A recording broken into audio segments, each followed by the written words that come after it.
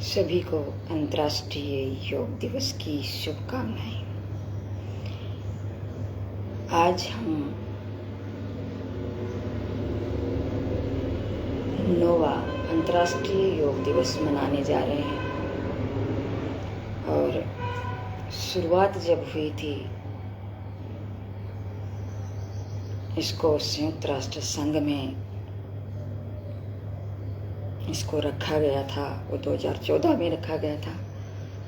2015 में हमारे नई दिल्ली में पहला अंतर्राष्ट्रीय योग दिवस मनाया गया था। दूसरा चंडीगढ़ में मनाया गया था। तीसरा लखनऊ में मनाया गया था। इस तरह से धीरे धीरे ये 9 अंतर्राष्ट्रीय योग दिवस हो चुके हैं। इस बार इसकी थीम रखी है वसुधैव कुटुंबकम की भावना। तो वसुधैव कुटुंबकम जो हम लंबे टाइम से चले आ रहे हैं, कहते आ रहे हैं कि वसुधैव कुटुंबकम की भावना रखना चाहिए, लेकिन ये चीज और कहीं भी नहीं हो सकती। सिर्फ हो सकती है तो योग में हो सकती है। योग से हम वसुधैव कुटुंबकम की भावना में से ओतप्रोत हो सकते हैं। इसमें अगर हम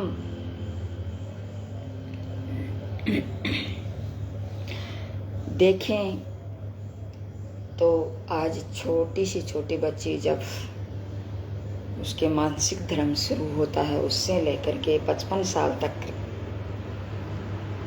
उसको हार्मोन्स है वो इम्बैलेंस रहते हैं।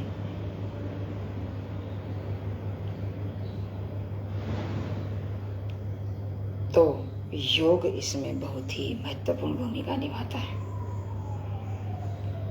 जब मोनोपोज की स्थिति आती है, हालांकि मानसिक धर्म जब एक स्त्री के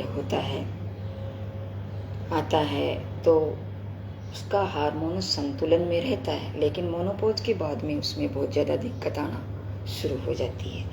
वैसे देखें तो जैसे आर्थराइटिस है, पीसीओडी है, महामारी है, और जैसे मोनोपोज की स्थिति है या बेली फैट है, और भी न मालूम कैसी कैसी बीमारियां हैं। इस बीमारियों में आर्थराइटिस, थायराइड, टीबी, टाइफाइड, तपेदिक,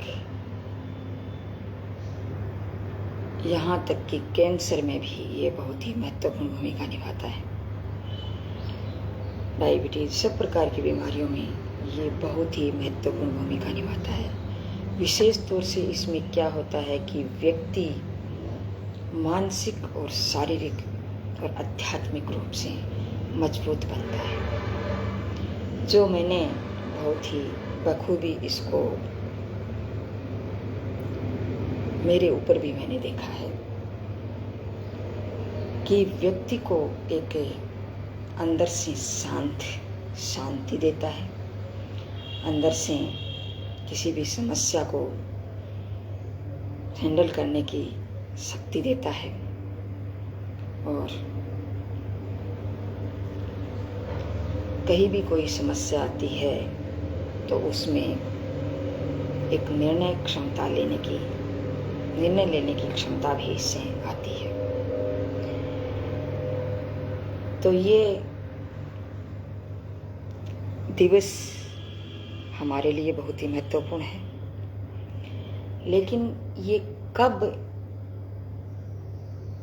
हमें फायदा दे सकता है, हमें संतुलन कर सकता है, तो इसके लिए हमें अपनी दिनचर्या को चेंज करना होगा। दिनचर्या में खाना पीना, रहना सहना, आचार विचार सब आ जाते हैं। अच्छा पाचन क्रिया और सहज निष्कासन क्रिया, इसमें सभी आ जाता है। हमारा श्वासों का संतुलन, तो ये चीज हम देखने को मिलती है। ये सिर्फ और सिर्फ योग से संभव है। इसमें हम देखें तो दिनचर्या में सब कुछ आ जाता है। दिन जब हमारा सूर्य उदय होता है, इस सूर्य उदय होने के बाद से लेकर के और सूर्यास्त होता है उस टाइम तक, और हमारे की सोने की स्थिति, हमारे उठने की स्थिति, हमारे बैठने की स्थिति, हमारे खाने की पीने की स्थिति, हमारे आचार विचार कैसे हैं, हमारी पॉजिटिविटी कैसी है, उस पर ये चीज़ डिपेंड करता है। अगर ये चीज़ हमारे अंदर नहीं है तो हम इसको, हमारे शरीर को संतुलित नहीं रख सकते, और ये योग से ही संभव है, बाकी किसी चीज़ से संभव नहीं है। तो आज हम करने जा रहे हैं योग प्रोटोकॉल का अभ्यास, जो आज के दिन हमें सब जगह देखने को मिलेगा। सभी व्यक्ति इसका अभ्यास करेंगे। तो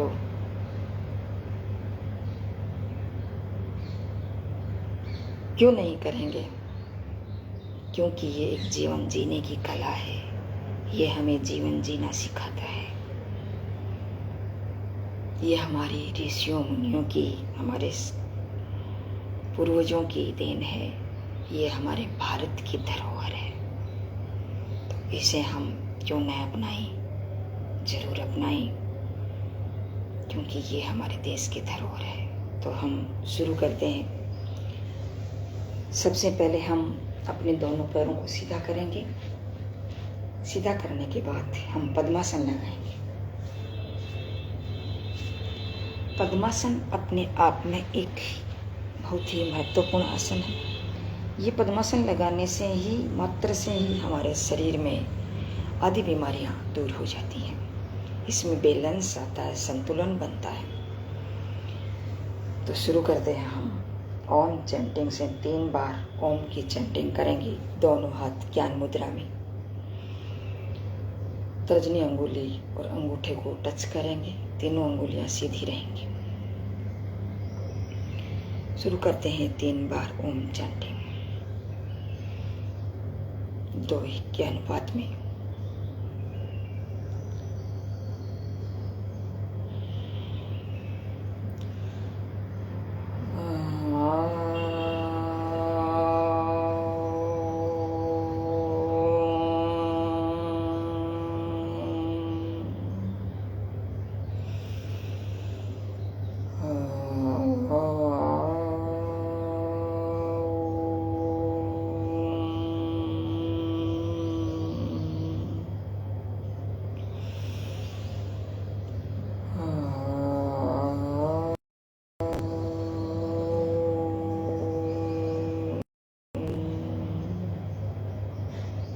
ओम के 4 भाग होते हैं। ए, ओ, मैं, इति विराम।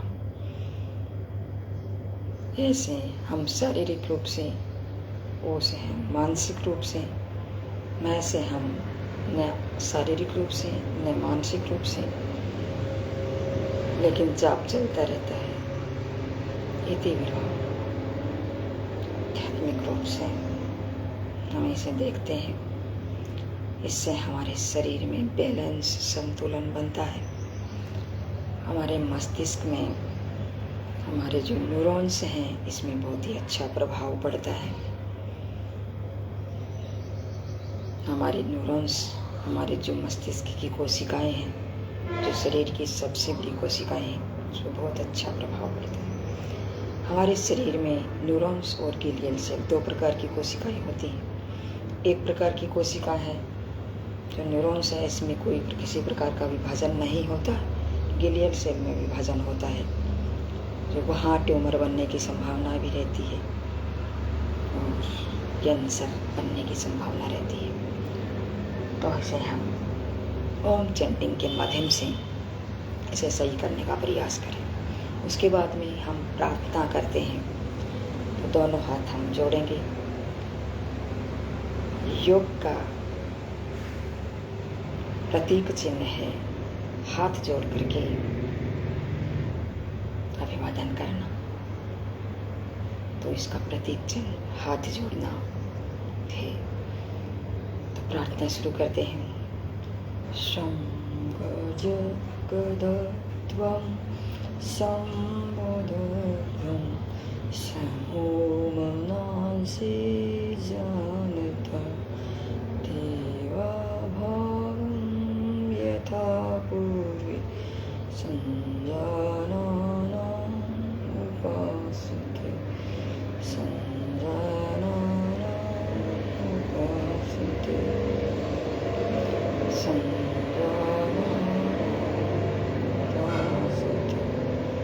ओम शांति शांति शांति। अपने दोनों हाथों का दर्शन करेंगे, अपने मुखमंडल पे लगाएं। जो तेज प्राप्त हुआ है, सॉरी चश्मा मैंने नहीं उतारा है, चश्मा को उतार देना बहुत ही अति आवश्यक है। तो दोनों हाथों का दर्शन करेंगे। जो तेज हमें प्राप्त हुआ है उसको अपने मुखमंडल हमारे शरीर तक पहुंचाने का प्रयास करें।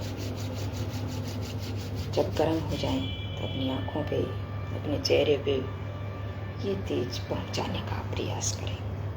धीरे से पद्मासन खोलें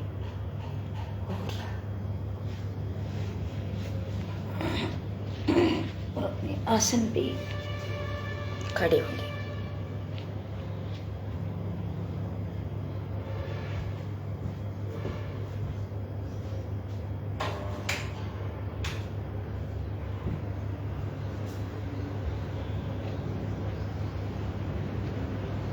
सीधे खड़े होंगे, दोनों हाथ अपनी जंघाओं के पास में और पैरों के बीच में 1-2 इंच का फासला। स्थिति लेंगे ग्रीवाचालन, जिससे अच्छी तरह से नहीं हो पाता तो वो अपनी कमर पे हाथ भी लगा सकते हैं। ग्रीवाचालन, श्वास भरते हुए पीछे,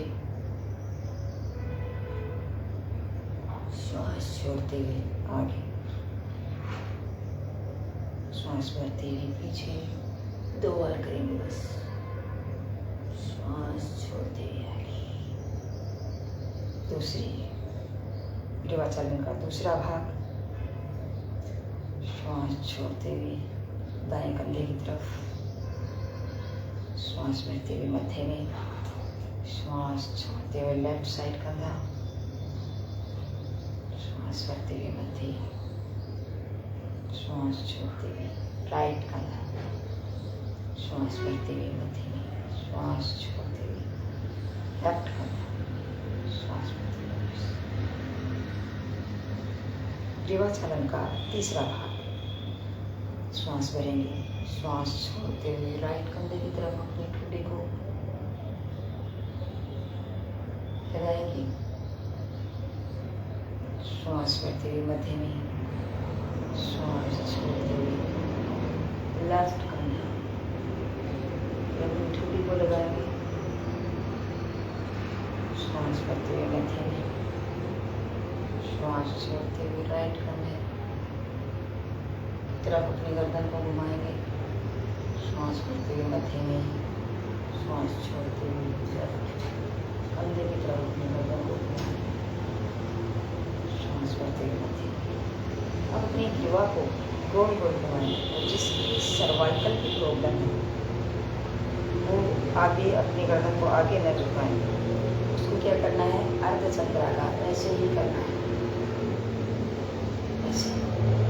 जिसकी सर्वाइकल की प्रॉब्लम नहीं है वो पूरी गर्दन को घुमा सकते हैं आगे से लेकर के।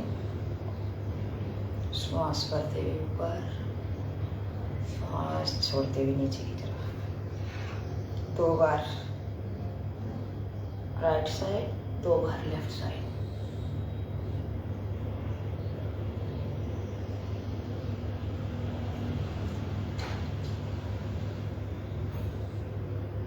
निषेध उसका ध्यान जरूर रखना, सर्वाइकल की प्रॉब्लम वो अर्धचंद्राकार अपनी गर्दन को घुमाएंगे, पूरा नहीं घुमाएंगे।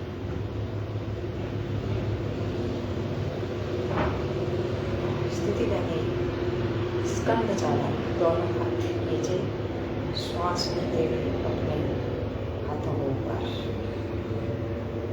हथेलियां बाहर की तरफ। 5 सेकंड रुकेंगे, श्वास छोड़ते हुए वापिस। इससे हमारे कंधे में बहुत ही अच्छा प्रभाव पड़ता है, स्ट्रेचेबल होते हैं हमारे कंधे। तो श्वास करते हुए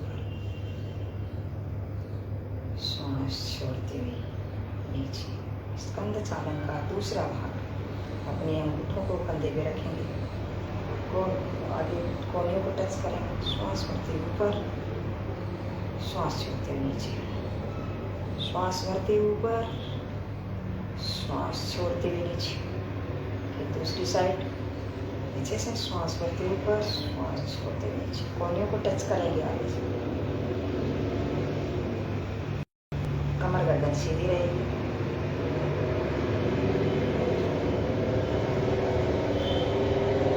इससे क्या है कि हमारे कंधे हैं वो स्ट्रेचेबल बनते हैं, बहुत ही हमारे कंधे को बहुत ही अच्छा प्रभाव पड़ता है, कंधों में लचीलापन आता है। हमारे सर्वाइकल का जो जिसकी प्रॉब्लम है उसमें भी इस कंधों की एक्सरसाइज करते हैं, बहुत ही अच्छा प्रभाव पड़ता है। अब स्थिति लेंगे कटी चक्रासन, दोनों पैरों के बीच में थोड़ा सा फासला, दोनों हाथ आगे लेते हुए बायां हाथ को दाएं कंधे में रखेंगे और दायां हाथ पीछे पूरा ले जाएंगे, अपनी गर्दन को घुमा करके। कटी को, कमर को नहीं घुमाना है, सिर्फ अपनी गर्दन को, हमारा थोड़ा सा कंधों को साइड में घुमाना है।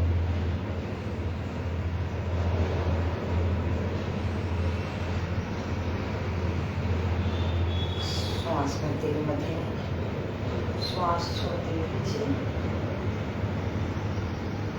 श्वास भरते हुए मध्य में, श्वास छोड़ते हुए पीछे, श्वास भरते हुए मध्य में, फिर श्वास छोड़ते हुए। इससे हमारे कटी भाग पर, हमारे कंधों पर, हमारे सर्वाइकल पर बहुत ही अच्छा प्रभाव पड़ता है।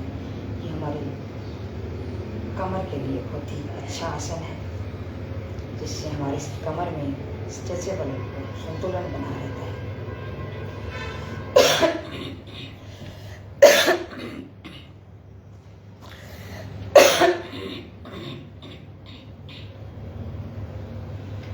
स्थिति दे लेंगे घुटना चालन, दोनों हाथ ऊपर साइड में ऊपर करेंगे। घुटनों के लिए बहुत ही अच्छा आसन है, जिसके घुटनों की प्रॉब्लम है वो इस आसन को, घुटनों को नीचे न झुकाएं, ऊपर ही रखें बस।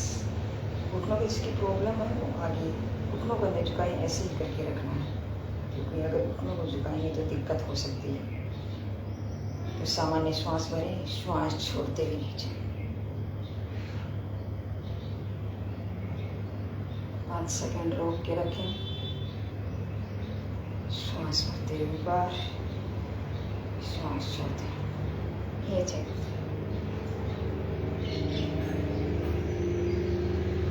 श्वास भरते हुए ऊपर, श्वास छोड़ते हुए नीचे। हमारे घुटनों के लिए, जिसके घुटनों की प्रॉब्लम नहीं है उसके लिए ये आसन करना बहुत ही अच्छा रहता है। इसका बहुत ही अच्छा प्रभाव पड़ता है हमारे घुटनों पे, क्योंकि हमारे यहाँ की मसल्स, पीछे की मसल्स हैं वो टाइट हो जाती हैं। तो इससे, ऐसे करने से क्या होता है कि हमारे यहाँ की मसल्स है पीछे से टाइट नहीं होगी, इस पर बहुत ही अच्छा प्रभाव पड़ेगा।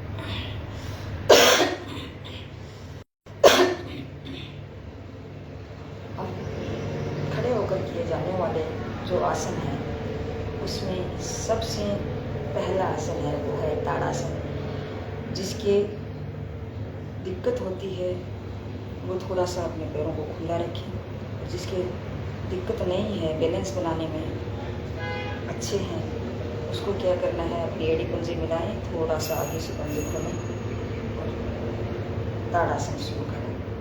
श्वास भरते हुए ऐसे करके ऊपर श्वास भरते हुए ऐसे भी लिया जाता है और वैसे करके ऐसे इंटरलॉक करके ऐसे भी किया जा सकता है। तो जैसी मर्जी आपकी वैसे कर सकते हैं। ताड़ासन हमारे शरीर में एकाग्रता लाता है, हमारा ध्यान केंद्रित होता है और हमारे शरीर में बैलेंस बनाता है और हमारे शरीर में मतलब बच्चों की हाइट से बढ़ती है। और जिसके घुटनों में प्रॉब्लम है तो वो इस आसन में जैसे एड़ियाँ उठानी होती है उस एड़ियों को नहीं उठाए, सिर्फ बिना एड़ियाँ उठाए ही ऐसे कर सकते हैं। तो श्वास लेते हुए इसको इंटरलॉक करें अपने दोनों हाथों को, फिर श्वास लेते हुए ऊपर इंटरलॉक करें, फिर अपनी एड़ियों को धीरे धीरे ऊपर उठाएं। एड़ियों को पीछे से टच करें, हमारा ध्यान एक जगह केंद्रित रखें ताकि हमारे शरीर में एकाग्रता बनी रहे। संतुलन बिगड़ने लगे तो धीरे धीरे अपने हाथों को अपने सर पे रख सकते हैं और फिर से वापस कर सकते हैं।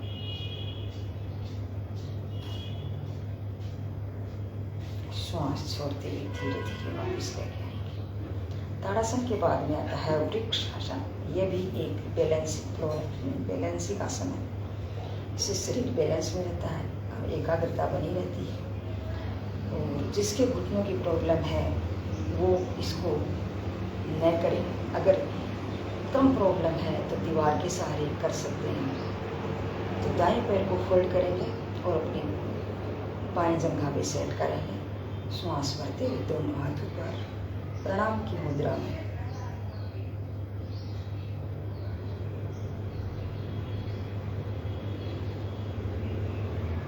पाँच सेकंड के बाद में वापस श्वास छोड़ते हुए वापस दूसरी साइड।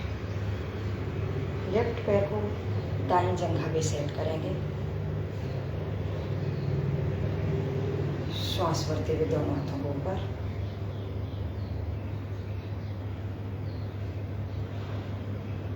शरीर में एकाग्रता और बैलेंस बनाने में बहुत ही महत्वपूर्ण आसन। नीचे वाला जो पैर खड़ा है उसको घुटना नहीं होना चाहिए, घुटना सीधा रहना चाहिए, इसका ध्यान रखना है। जिसके प्रॉब्लम है वो दीवार का सहारा लेकर के कर सकते हैं। श्वास छोड़ते हुए धीरे धीरे वापस।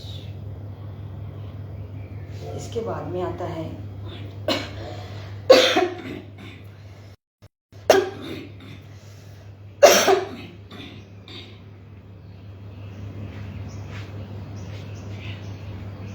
पादहस्तासन। दोनों हाथों को श्वास भरते हुए ऊपर, श्वास छोड़ते हुए नीचे धीरे धीरे लाएंगे। अपने हाथ कंधे से अपने कान से सटे हुए होने चाहिए अपने कंधे, और धीरे धीरे नीचे लाएंगे ऐसे करके।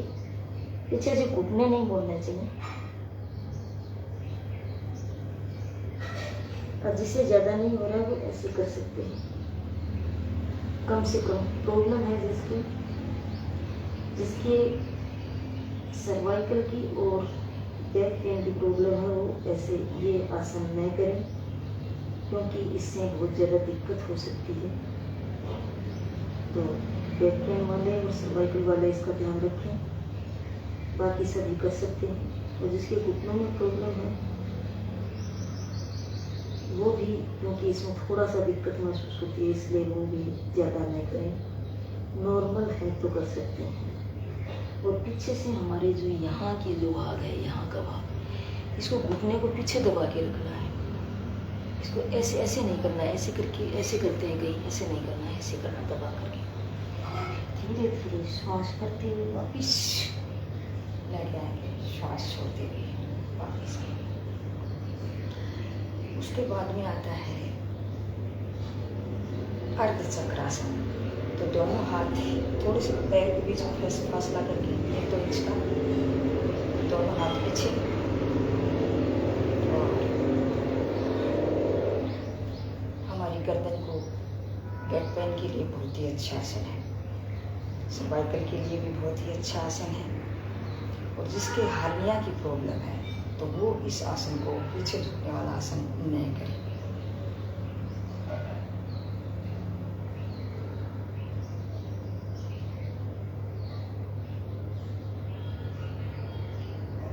एक दो सेकेंड रुकने के बाद सांस भरते हुए वापस।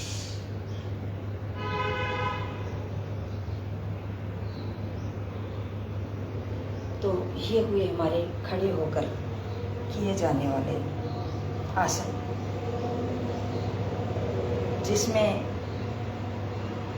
वृक्षासन, ताड़ासन, वृक्षासन, पादहस्तासन और अर्ध चक्रासन। उसके बाद में आता है एक आसन और रह गया जो है त्रिकोणासन। जैसे 2-3 फीट का फासला हमारे पैरों के बीच में रखेंगे, दोनों हाथ साइड में और दोनों हाथ श्वास करते हुए ऊपर धीरे धीरे अपने दाएं पैर को इधर साइड में लेंगे और अपनी दृष्टि ऊपर वाले हाथ की हथेली की तरफ रहेगी।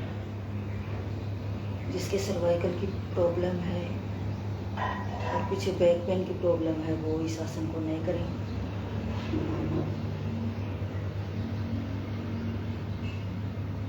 श्वास भरते हुए वापस दोनों घुटने हैं वो सीधे रखने हैं, फिर दूसरी साइड श्वास पे श्वास छोड़ते हुए।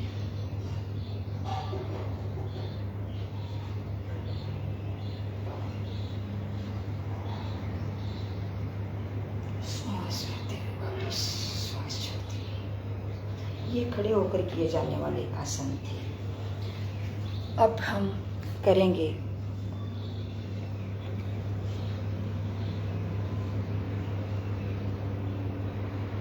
बैठ कर किए जाने वाले आसन, जिसमें हमारे इस प्रोटोकॉल में रखा है भद्रासन।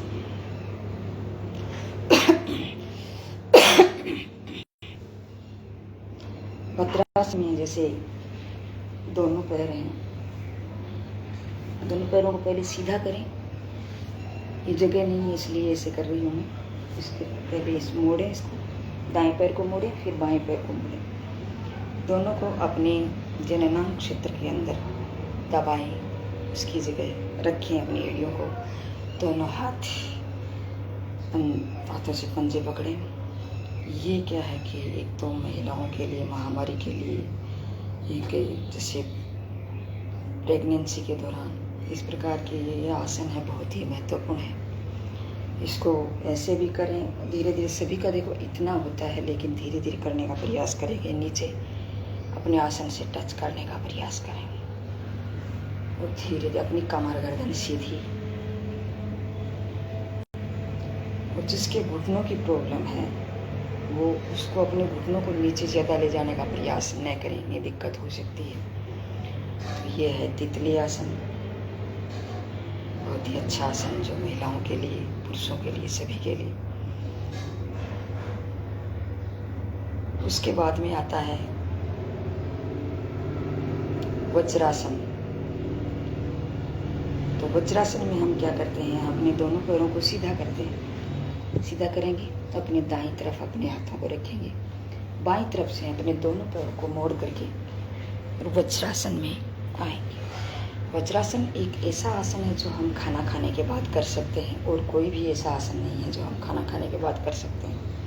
लेकिन जिसके घुटनों की प्रॉब्लम है उसको ये आसन घुटने नहीं मोड़ने चाहिए, क्योंकि अगर घुटने मोड़ेंगे तो उसे बहुत ज़्यादा दिक्कत महसूस हो सकती है। इसका ध्यान हमें रखना है। उसके बाद में आता है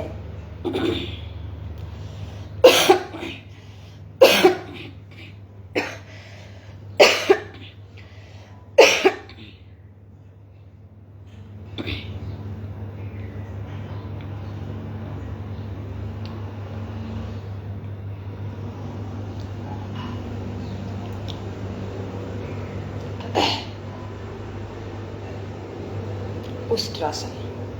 तो उष्ट्रासन में हम क्या करते हैं, जिसके हर्निया की प्रॉब्लम है, पीछे जाएंगे तो दिक्कत होगी, तो वो क्या करते हैं, अर्ध उष्ट्रासन कर सकते हैं। आज हम अर्ध उष्ट्रासन और पूर्ण उष्ट्रासन दोनों करेंगे।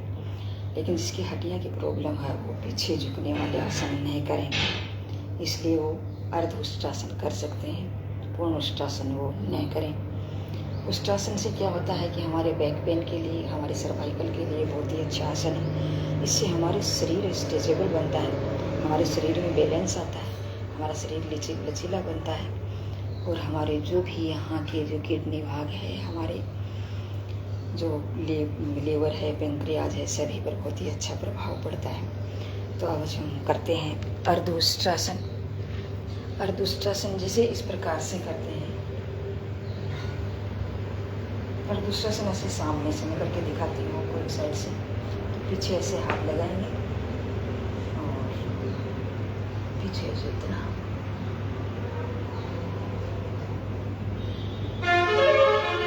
क्योंकि इससे क्या है कि जिसके दिमाग की प्रॉब्लम है वो इस आसन को नहीं करें, क्योंकि करेंगे तो पीछे के चक्कर आने की संभावना रहती है, फिर हम आगे गिरने की स्थिति में हो जाते हैं।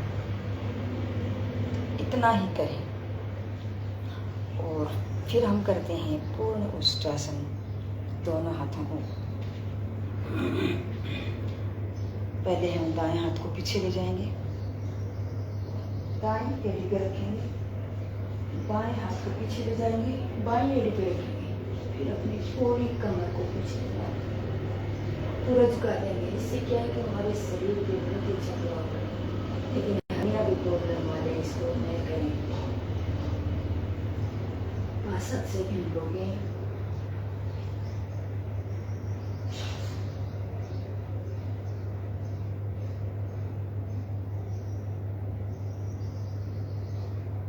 श्वास भरते हुए दाएं हाथ को पहले अपनी कमर पे लगाएं, बाएं हाथ को अपनी कमर पे लगाएं। फिर धीरे से हम उस त्रासन में, नहीं सॉरी, वज्रासन में बैठेंगे। वज्रासन में बैठने के बाद में, इसके बाद में जो आसन आता है वो है शशांक आसन। तो शशांक आसन भी घुटने की प्रॉब्लम है वो नहीं करें। इसमें क्या होता है कि आगे से अपने दोनों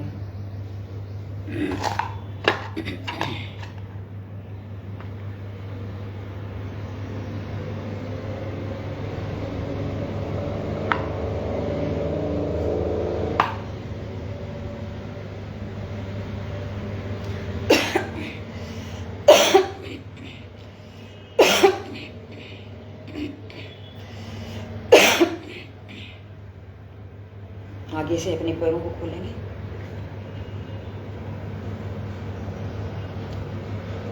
दोनों हाथ श्वास भरेंगे ऊपर, श्वास छोड़ते हुए धीरे धीरे आगे।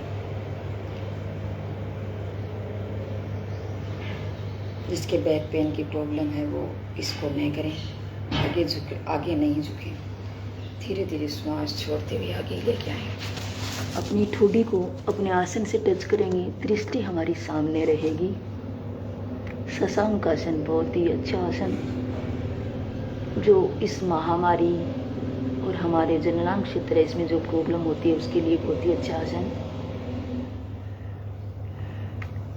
पुरुषों को, महिलाओं को, सभी को करना चाहिए, बहुत ही अच्छा आसन है। श्वास भरते हुए धीरे धीरे वापस।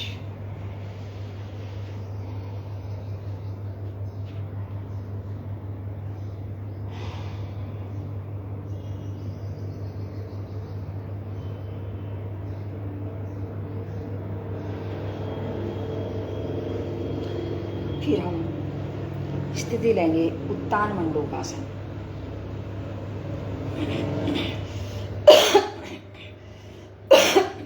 ये भी इसके घुटनों की प्रॉब्लम है वो आगे घुटने मोड़े नहीं, अपने हाथों को पीछे ले जा सकते हैं। और जिसके ज़्यादा कंधों की प्रॉब्लम है वो इस पीछे कंधे पर भी पीछे ले जाने का प्रयास नहीं करें, धीरे धीरे करें।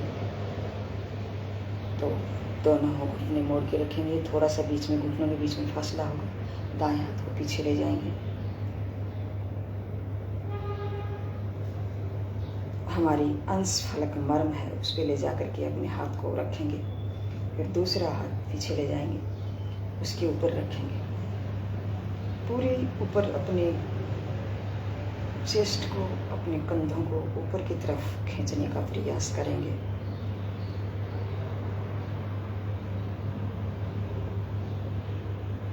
इस कंधों पर, इस पर बहुत अच्छा प्रभाव पड़ता है। इस कंधे जो पीछे अपने हाथों को ले जाते हैं तो सर्वाइकल पर भी बहुत ही अच्छा प्रभाव पड़ता है। भरे हुए श्वास में रोक के रखें 2-3 सेकेंड, 5-7 सेकेंड।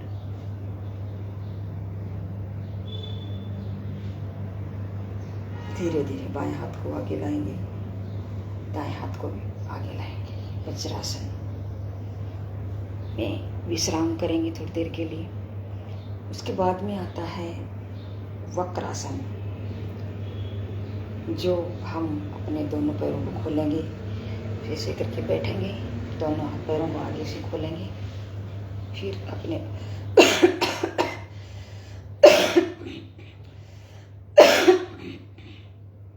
जिसकी घुटने की प्रॉब्लम है वो ज़्यादा मोड़ने का प्रयास नहीं करें। बाकी इस आसन को हम सभी कर सकते हैं, कमर गर्दन वाले भी कर सकते हैं, सर्वाइकल वाले भी कर सकते हैं, लेकिन थोड़ी सावधानी के साथ करें। दाएं पैर को मोड़ेंगे, अपने घुटने के बाएं घुटने के पास लाएंगे और फिर बायां हाथ है, इससे हमारे दाएं पैर के पंजे को पकड़ेंगे और दायां हाथ पीछे, बाएं हाथ से दाएं पंजे को पकड़ेंगे और दायां हाथ पीछे रहेगा। हमारी गर्दन को पीछे घुमाएंगे, हमारी कमर को पीछे घुमाएंगे। कमर के लिए बहुत ही अच्छा आसन है। इसे घुमाते हैं तो हमारी पूरी रीढ़ रोटेट होती है, ट्विस्ट होती है, जिससे बहुत ही अच्छा प्रभाव पड़ता है। 5-7 सेकंड के बाद में वापिस दाएं पैर को सीधा करेंगे, बाएं पैर को फोल्ड करेंगे और फिर दाएं हाथ को इस अपने घुटने के ऊपर से लेते हुए बाएं पंजे को पकड़ेंगे और बायां हाथ है वो पीछे ले जाएंगे, पूरे कमर को रोटेट करेंगे, पीछे ट्विस्ट करेंगे, गर्दन कमर को रोटेट करेंगे।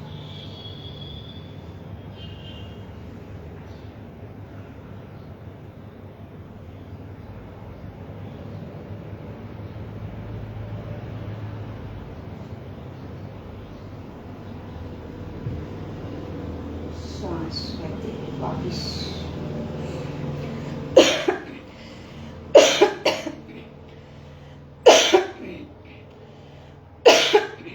उधर के बल, पेट के बल लेट कर किया जाने वाला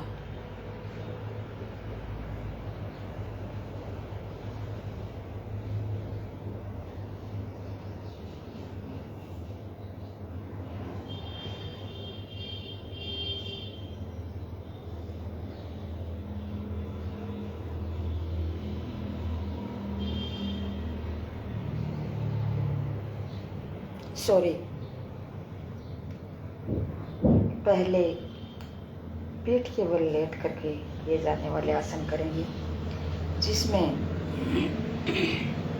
अपने दोनों पैरों को सीधा करेंगे, पीठ के बल हम लेटेंगे और उसमें क्या होता है कि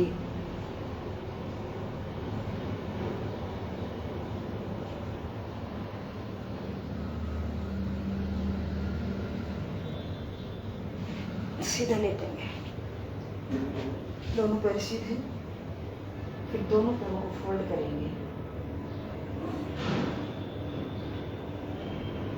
सेतु बंधासन, श्वास करते हुए ऊपर शरीर को ऊपर उठाएंगे।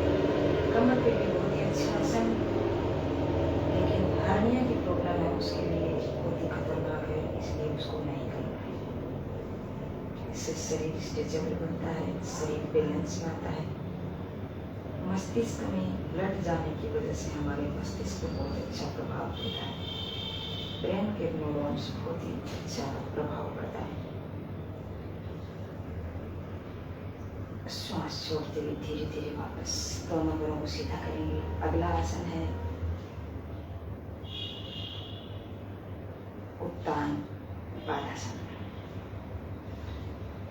श्वास करते हुए ऊपर 30 डिग्री पे अपने दोनों पैरों को रखेंगे जिसके दोनों पैर जिससे नहीं उठाए जा सकते तो एक ही पैर से भी कर सकते हैं। 10 सेकंड तक रुके, श्वास छोड़ते हुए धीरे धीरे वापिस लेते हैं।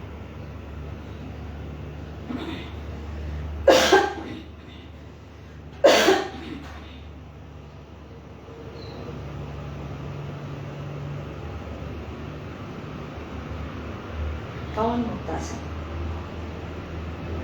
दोनों पैरों सीधे,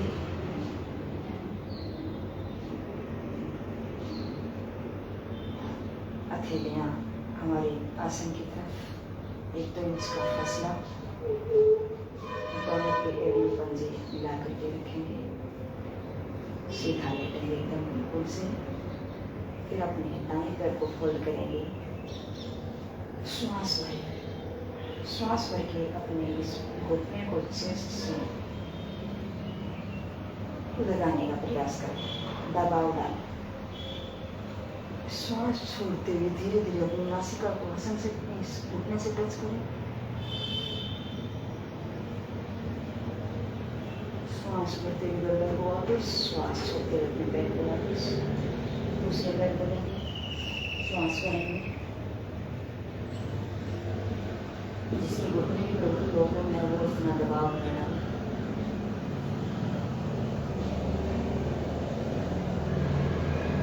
भरे हुए श्वास में अपने घुटने को अपने चेस्ट से दबाने का प्रयास करें।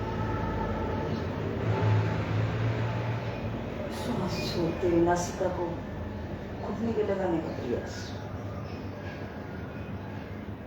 श्वास भरते हुए वापस, श्वास छोड़ते हुए वापस, दोनों पैरों में एक साथ पूरे दोनों पैरों को घुटनों को चेस्ट से लगाने का प्रयास करें।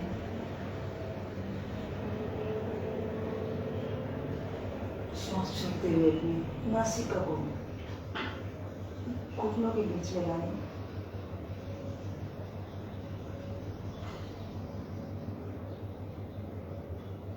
श्वास लेते वापस, श्वास छोड़ते वापस, रिलैक्स।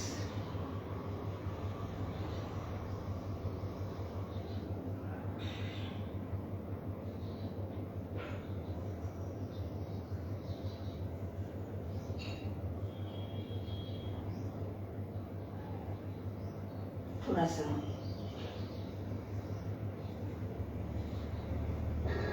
मिस हो गई थी मैं बीच में, पेट के बल लेटने वाले आसन हैं वो नहीं किए, लेकिन अब कर लेते हैं।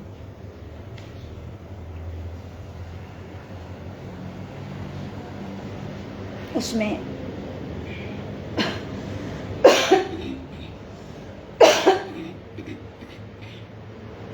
मकरासन, दोनों हाथों को, बाएं हाथ को नीचे, दाएं हाथ ऊपर, अपने सिर को ऊपर रखेंगे, एड़ियाँ अंदर की तरफ, पंजे बाहर की तरफ खुले रहेंगे। गहरा लंबा श्वास लेंगे, गहरा लंबा श्वास छोड़ेंगे। श्वासों पे पूरा ध्यान। जितना लंबा श्वास लेंगे उतनी ही लंबी हमारी उम्र होगी। जितना लंबा श्वास लेंगे उतना ही हम अपने श्वासों को बचाएंगे। श्वासों को बचाने का प्रयास करें।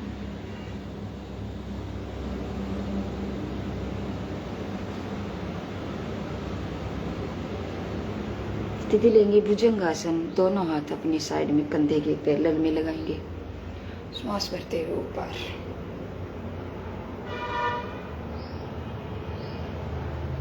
भुजंगासन, कोबरा पोज। जो सूर्य नमस्कार में एक अष्टांग मुद्रा और एक ये भुजंगासन सिर्फ एक ही बार किए जाते हैं। बाकी सभी आसनों का 7 आसनों का रिपीटेशन किया जाता है। हमारी कमर के लिए बहुत ही अच्छा आसन, लेकिन हर्निया की प्रॉब्लम है वो इतना ऊपर न ले जाएं, सिर्फ इतना अर्ध भुजंगासन कर सकते हैं। अपनी इसको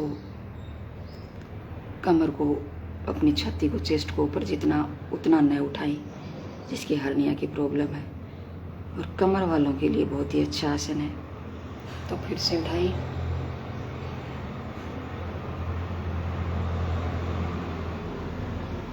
श्वास छोड़ते हुए वापिस, दोनों हाथों को अपनी, अगला पोज है वो शलभासन, जो महिलाओं के लिए प्रेगनेंसी में तो नहीं करना है, लेकिन जननांग क्षेत्र है, मासिक धर्म में ये जब हम इस आसन को करते हैं, कमर वालों के लिए बहुत ही अच्छा आसन। जब इस आसन को हम करते रहेंगे तो हमारे शरीर पे बहुत ही अच्छा प्रभाव पड़ेगा। तो दोनों हाथ अपनी जंघा के नीचे लगाएंगे, हथेलियाँ ऊपर की तरफ, दोनों पैरों को एड़ी पंजे को टच करेंगे, आसन से टच करेंगे। फिर जिससे दोनों पैरों से नहीं हो सकता वो एक एक पैर से करें। श्वास भरते हुए दाएं पैर को ऊपर उठाएं, घुटना नहीं मोड़ना है, घुटना सीधा रखना है, और नीचे वाला पैर है उसको भी सीधा रखना है। फिर श्वास छोड़ते हुए नीचे, फिर दूसरे पैर को श्वास भरते हुए बाएं पैर को ऊपर उठाएंगे, फिर श्वास छोड़ते हुए धीरे धीरे वापस फिर दोनों पैरों को एक साथ।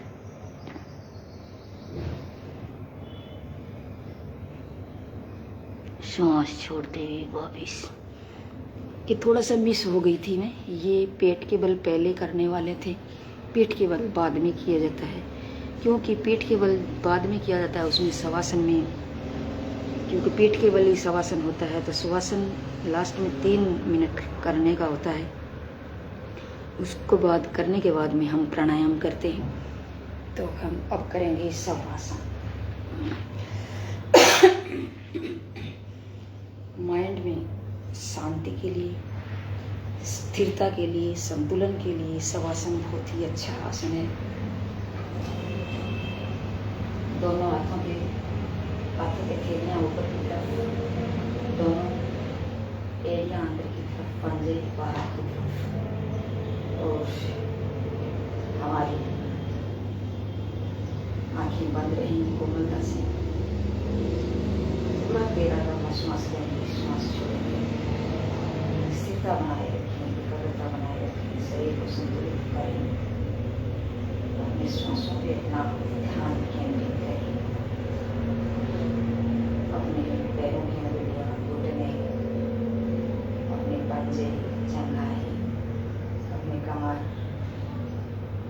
अपने चेस्ट, अपने कंधे,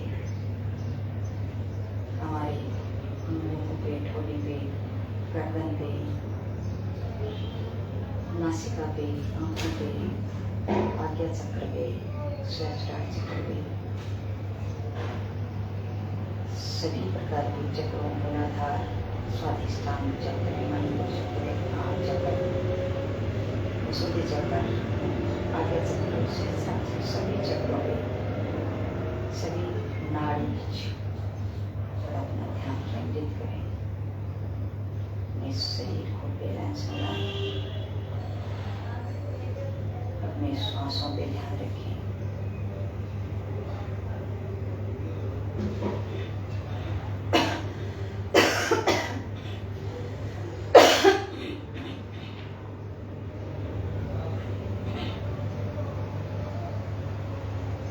अपने विचारों पे ध्यान, लास्ट में मैं विचारों पे ध्यान करते हुए अपनी इस ज्योति केंद्र को, मेरी साधना केंद्र को, मैं हार्ट को, सबको बैलेंस करते हुए सब जगह अपनी इस श्वासों को ध्यान दे जाते हुए उस पर मनन करें, चिंतन करें, इतिहास नहीं, अभ्यास करें।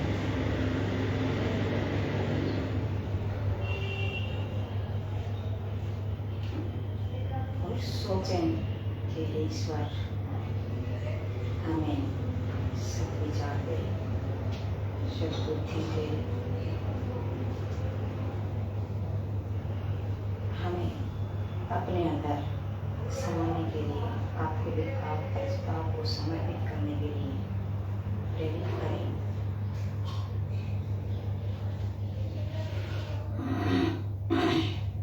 सभी के साथ अच्छा व्यवहार करें, इसके लिए ईश्वर से प्रार्थना करें। मैत्री, करुणा, मुदिता, उपेक्षा, भावना, प्रसाद का अनुसरण करते हुए धर्म, अर्थ, काम, मोक्ष की तरफ जाते हुए अपने शरीर को बैलेंस रखते हुए मैं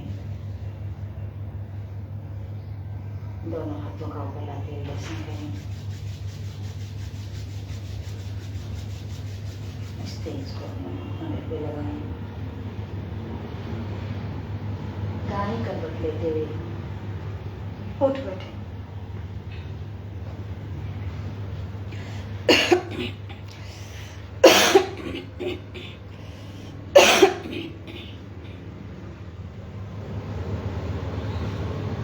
कुछ भी दिखाई नहीं दे रहा है।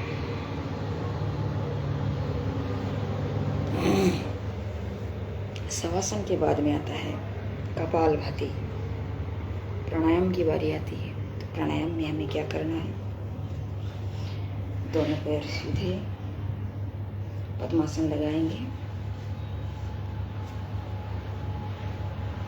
पद्मासन लगा करके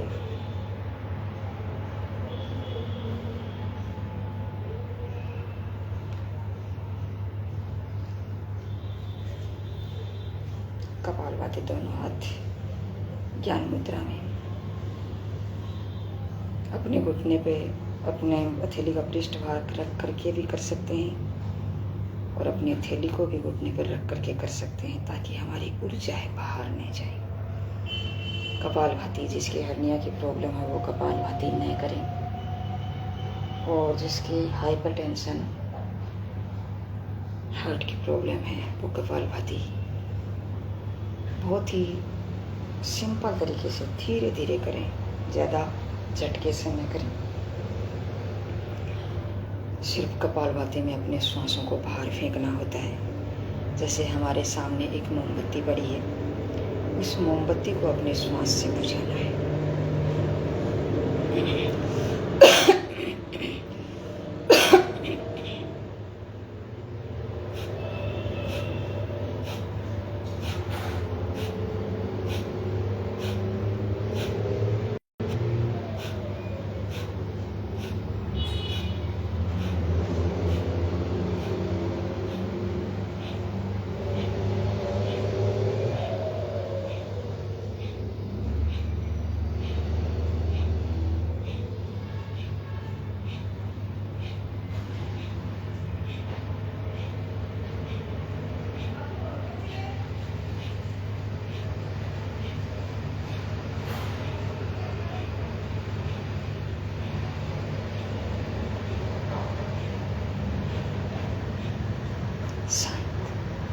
स्थिति लेंगे अनुलोम विलोम या फिर नाड़ी शुद्धि।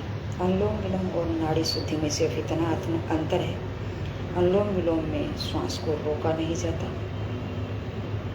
दाएं से बाएं से लिया, दाएं से निकाला, दाएं से लिया, बाएं निकाला, इस करते किया जाता है। और नाड़ी शुद्धि में अपने श्वास को रोका जाता है, कुंभक लगाया जाता है। तो आज हम करते हैं नाड़ी नहीं अनुलोम विलोम।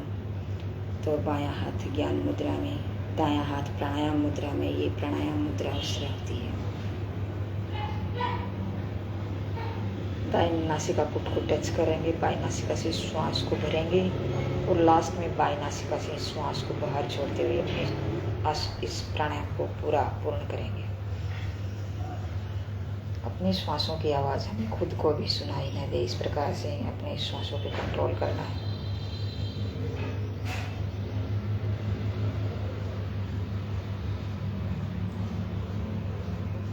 एक दो दो का रेशो करें पहले प्रारंभिक अवस्था में, फिर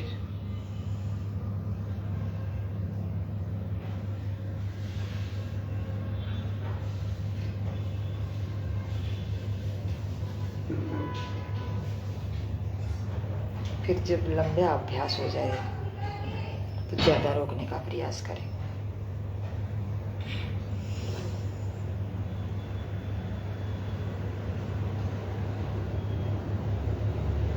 फिर 10-20 कर सकते हैं या 5-20-10 भी कर सकते हैं।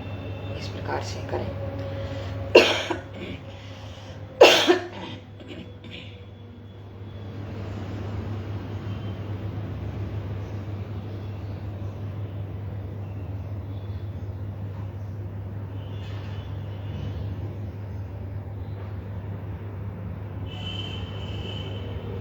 लेकिन शुरुआत में मन टोटो का रेशो रखें।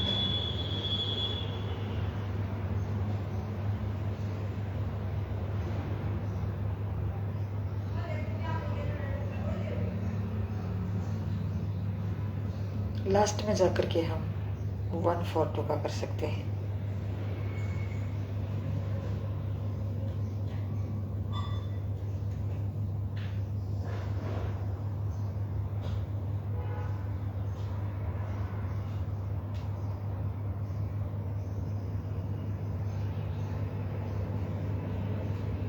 शांत श्वास छोड़ते हुए बाहर शीतली प्राणायाम करेंगे। उसके बाद में शीतली प्राणायाम में क्या होता है कि हमारे शरीर को ठंडकता प्रदान करती है। ये शरीर में जब गर्मी बढ़ जाती है या कोई सफ़र में चल रहे हैं तो हमें जैसे प्यास लगी हुई है, तो इस शीतली प्राणायाम को जब हम कर लेते हैं, या फिर हमारे हाई बीपी हो रखा है तो हमें शीतली प्राणायाम को करते हैं तो हमें ये हमारा बैलेंस में आ जाता है। तो हमारी जीभ को बाहर निकालेंगे और जीभ को आगे मतलब गोल गोल मोड़ेंगे, एक पुंगी की तरह करेंगे। उसके बाद में उससे श्वास भरेंगे, फिर अंदर ले जाएंगे, फिर अंदर ले जा करके श्वास को रोकेंगे। रोकने के बाद में दाईं नासिका को टच करके बाईं नासिका से श्वास को बाहर निकाल देंगे। और उससे पहले जैसे श्वास भरेंगे फिर अपने जालंधर बंद लगाएंगे, फिर ऊपर श्वास वापस भरेंगे, फिर वापस ऐसे करके दाईं नासिका से श्वास को बाहर निकालेंगे।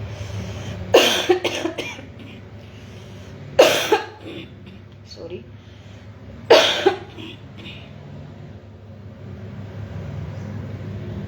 हाथ ज्ञान मुद्रा में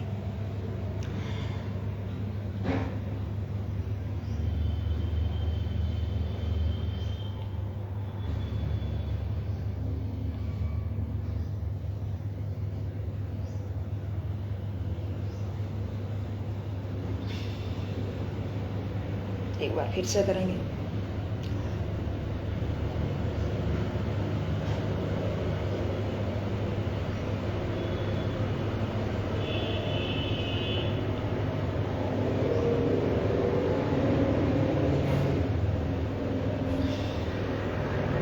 शीतली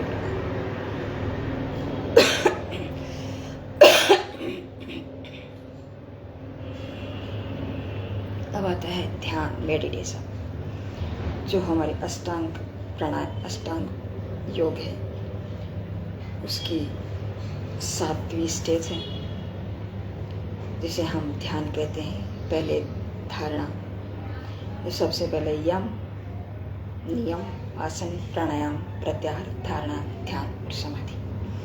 तो धारणा, जब हमारे श्वासों की धारणा हम एक जगह टिका देते हैं अपने श्वासों को, देशबंध चित्तस्य धारणा, तो अपने श्वासों को एक जगह टिका देते हैं, अपने ध्यान को एक जगह इकट्ठा कर लेते हैं, एक जगह टिका देते हैं, एक जगह केंद्रित कर लेते हैं। तो उसके बाद में हम ध्यान में प्रणीत होते हैं, जैसे तत्र प्रत्यगांता ध्यान। एक जगह अपने ध्यान को इकट्ठा करना, लगाना, कहीं भी अपने विचार नहीं जाना, एक ही विचार पर अपने ध्यान को रखना। जिस प्रकार से हम एक बर्तन से दूसरे बर्तन में जब हम तेल डालते हैं तो वो एक तार से हमें उसके अंदर जाता है, एक तार बना रहता है, उसी प्रकार से अपने ध्यान को लगाना है। श्वास आते जाते श्वासों को देखें। ध्यान बहुत प्रकार के होते हैं, प्रेक्षय ध्यान, आनापानसति ध्यान,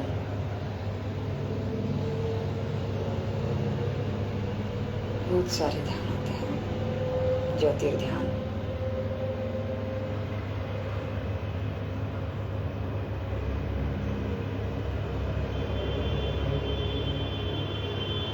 आते जाते श्वासों को रोकें। जिसके अस्थमा की, हाइपरटेंशन की प्रॉब्लम है वो श्वास को रोके नहीं, श्वास को लेते रहें, छोड़ते रहें।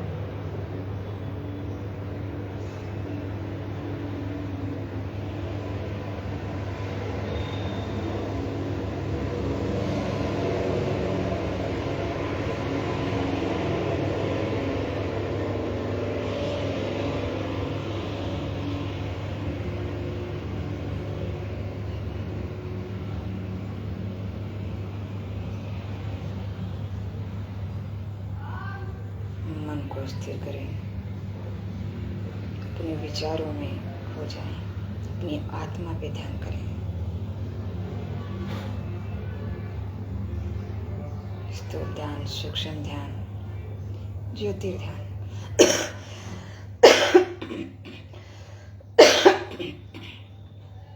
पहले किसी सूर्य, उगते हुए सूर्य, पर्वत, फूल पर ध्यान, फिर ज्योतिर्ध्यान, अपनी कुंडली पे ध्यान, उसके बाद में सूक्ष्म ध्यान, अपनी आत्मा पे ध्यान। मन, आत्मा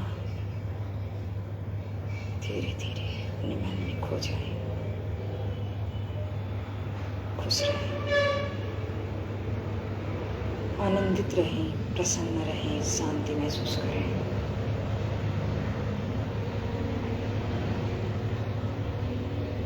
गहरे लंबे सांस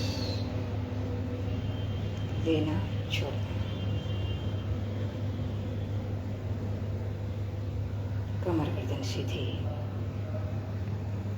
आंखें हमारी कोमलता से बंद रहेंगी।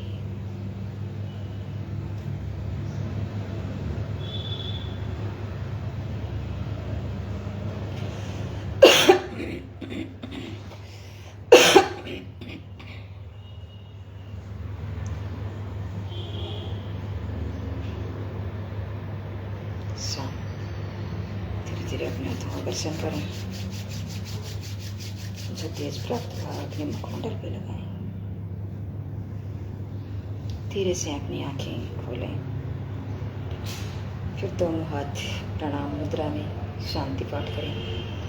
सर्वे भवन्तु सुखिनः, सर्वे सन्तु निरामयाः, सर्वे भद्राणि पश्यन्तु, मा कश्चित् दुःखभाग् भवेत्। संकल्प लें कि हमें वसुदेव कुटुंबकम की भावना रखते हुए हम हमेशा इस योग को अपनी दिनचर्या में डालेंगे, हमेशा योग करेंगे, सभी से करवाएंगे और अपने देश को शारीरिक, मानसिक और आध्यात्मिक रूप से स्वस्थ करेंगे। क्योंकि स्वस्थ शरीर में स्वस्थ मस्तिष्क का निर्माण होता है।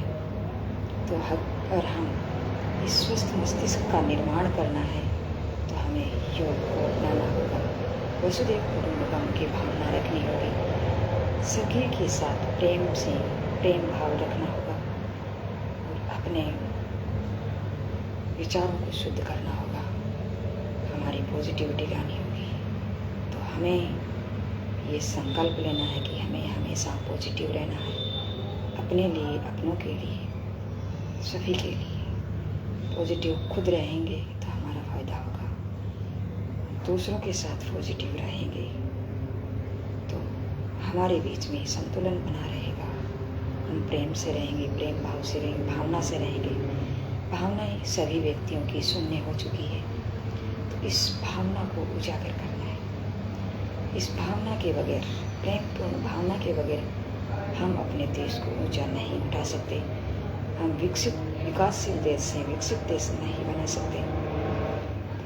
विकसित देश बनाना है, अपने देश को एक शक्ति के रूप में लेकर के आना है, महाशक्ति के रूप में लेकर के आना है। तो हमें ये अपनाना होगा, करना होगा। तो मैं मानती हूँ कि आप जरूर इस संकल्प को अपनाएंगे और करेंगे। हम हमेशा हमारे देश के लिए काम करेंगे, हम अपने विचारों को शुद्ध करेंगे, हम वसुदेव कुटुंबकम की भावना रखेंगे और अपने देश के प्रति समर्पित रहेंगे, अपने ईश्वर के प्रति समर्पित रहेंगे और अपने देश को आगे बढ़ाएंगे, विकसित देश बनाने में महत्वपूर्ण भूमिका निभाएंगे। हमारा देश हमारे लिए सर्वोपरि है। हम देश के लिए हैं, हम देश के नागरिक हैं, हम देश के लिए हैं, देश को अपनाएंगे। जय हिंद, जय भारत। अब हम ये गीत है, योग गीत, जो मेरे को याद नहीं है, इसको मैं देख देख करके बोलूँगी। सभी मेरे साथ बोले। तन मन जीवन चलो समारे, योगी मार्ग अपनाए, वैरी भाव को त्याग सभी हम गीत मिलाने के गाए। आनंद हो जीवन सबका योग यही सिखलाए। होतना विधे मुक्त सभी जन दिव्य प्रेम सरसाए। हम और यम और नियम हमारे संबल सुखमय जगत बनाए। आसन प्राणायाम ध्यान से समाधि से स्वस्थ शांत सब पाए। ऊर्जावान बने सब साधक संशय सभी मिटाए।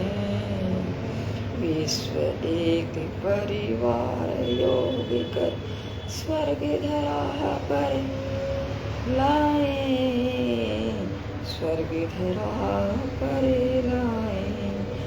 जब हम यम और नियमों का पालन करते हैं, यम का पालन करते हैं, तो हम अपने समाज को इकट्ठा करते हैं, एकाग्र करते हैं, समाज को विकसित करते हैं।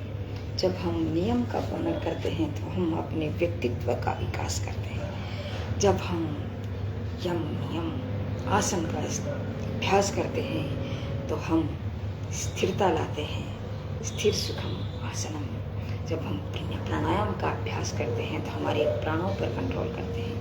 तस्मिन् सति श्वास प्रश्वास योर्गति उच्चता। उसके बाद में प्रत्याहार, जब प्रत्याहार की धारणा का साक्षात्कार करते हैं, प्रत्याहार का जब हम अपनाते हैं तो हम अपनी इंद्रियों पर विजय प्राप्त करते हैं। धारणा देशबंध चित्त से धारणा, तो धारणा का अभ्यास करते हैं तो हमारा चित्त एकाग्र होता है। और ध्यान का अभ्यास करते हैं तो हमारे ध्यान में एकतानता बनी रहती है, हमारे श्वासों में एकतानता बनी रहती है। जब हम समाधि का अभ्यास करते हैं तो हम निरुद्ध अवस्था में चले जाते हैं, असंप्रज्ञात समाधि में चले जाते हैं, मोक्ष में चले जाते हैं। हम कैवल्य ज्ञान की प्राप्ति मिल जाती है, हमें कैवल्य प्राप्त हो जाता है और हम निर्वीज समाधि की तरफ हम चले जाते हैं, एक शून्यता की ओर चले जाते हैं। जब हम मोक्ष का, जैसे धर्म अर्थ काम और मोक्ष की तरफ जब हम चले जाते हैं, जब पुरुषार्थ से दुष्ट हम ध्यान करते हैं तो हम मोक्ष की तरफ चले जाते हैं। तो हमें एक दिव्य शांति की अनुभूति होती है। हम ईश्वरमय हो जाते हैं। ईश्वर परिणाम ईश्वर को समर्पित कर देते हैं। तो हम क्यों न ऐसा हम करें, अपनाएं और अपना जीवन सफल बनाएं। संप्रज्ञात समाधि से हम असंप्रज्ञात समाधि की ओर चले जाते हैं। जय हिंद, जय भारत। सभी को नमः।